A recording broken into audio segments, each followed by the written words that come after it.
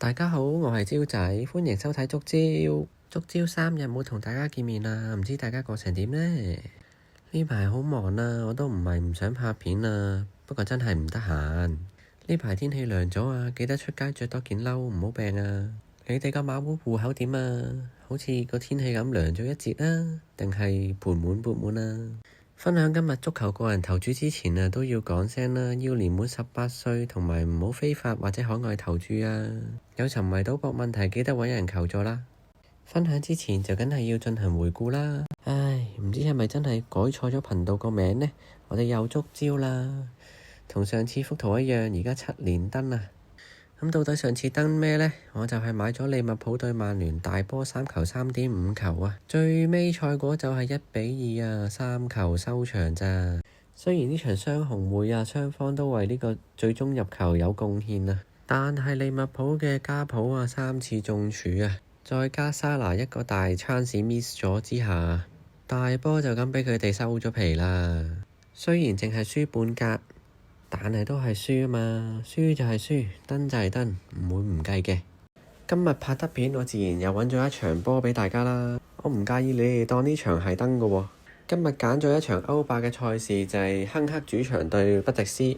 我要提一提大家，呢場波12:45就開波㗎啦，唔係2點幾或者3點啊。我揀嘅呢就係皇家不迪斯嘅平手盤客啊，有1.75倍㗎。歐霸杯暫時淨係踢咗2場啫，我哋睇個榜都冇乜用，我哋今日直接就睇雙方嘅數據啦。我哋買不迪斯嘛，梗係睇不迪斯先啦。呢度就係佢今季嘅數據啦。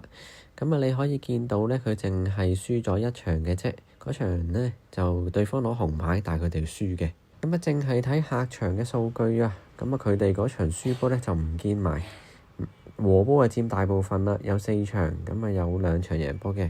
咁皇家不迪斯自從有圓規安東尼加盟之後呢，佢哋表現係好咗嘅。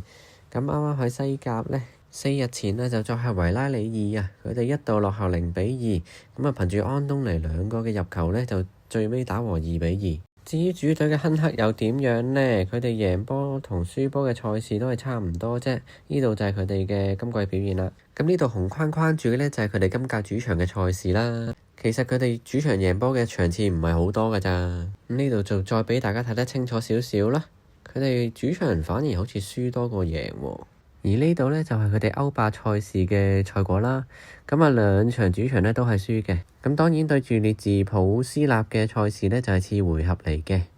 佢哋首回合已經領先5-1啦。咁所以嗰個參考價值就未必有咁大。但係我哋頭先睇佢哋比利時甲組聯賽嘅主場表現都會唔會其實佢哋主場係差過作客㗎？咁講完數據就睇下盤口同賠率啦。咁啊出邊嘅博彩公司呢，全部一致開緊不迪斯讓平半，而馬會呢就開緊平手盤啊。咁啊不迪斯就低水，咁所以我就忍唔住已經買咗啦。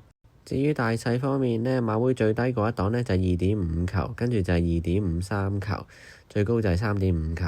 而出邊博彩公司呢，初盤就係2.5球啦，而家就做緊2.53球嘅。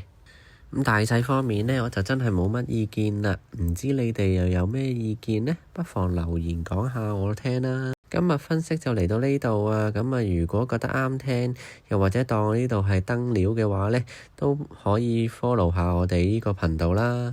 咁啊 follow 完當然就撳埋個鐘仔啦。如果唔係有片冇得通知到你嘛。至於 like 片方面呢，我不嬲都建議大家，如果我場波飛中咗，就可以翻嚟撳翻入嚟。